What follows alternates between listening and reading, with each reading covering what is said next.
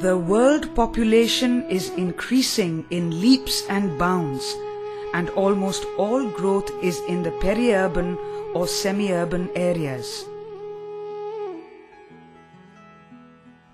As cities explode into the semi-urban areas, the quality of life here gets affected as production centers like poultry farms, brick kilns, dairies, garbage dumps, and factories convert agricultural lands into concrete jungles.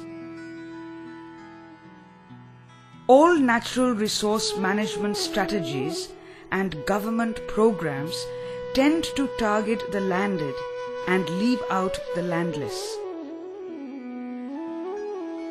Hundreds of programs by government agencies and NGOs aimed at setting up small and micro enterprises have failed due to a lack of understanding of the market.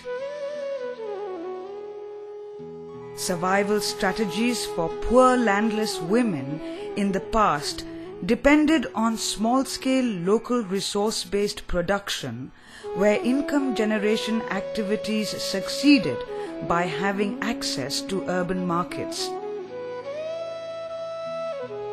With globalization, the opening up of the markets and the introduction of big players, these small landless producers can no longer access the same markets.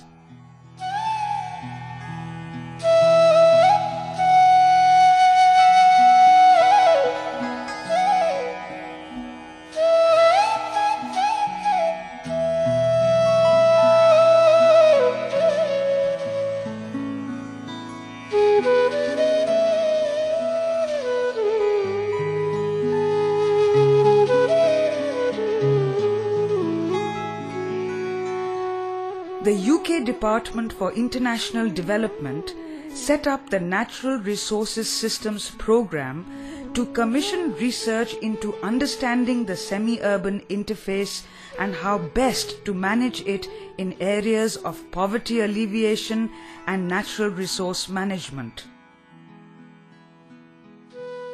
They chose Hubli Dharwad in Karnataka as its location in South Asia. Work commenced in 2001 with a project to develop action plans with local people in 6 semi-urban villages in conjunction with India Development Service, BIF, University of Agricultural Sciences, Best Practices Foundation, the University of Wales, Bangor, and Development Planning Unit, University College London. It was found that these action plans did not work for the landless. Therefore, the project team pioneered an initiative called Market-Oriented Value Enhancement, or MOVE. How can the landless cope with these new challenges? The simple answer is to understand the market and move with it. Knowing your customer and establishing a market niche by adding value and service to the product is an advantage smaller producers have over larger players. Changing the fatalistic attitude of landless poor women who had both tried and failed or were too scared to try at all was an important first step. Motivational exercises with groups of landless women slowly broke down this resistance and helped them get familiar with the ups and downs of the market. 3 groups of women were asked to produce 3 different wedding cards and compete as mock companies to sell them. They were given seed capital to buy raw materials.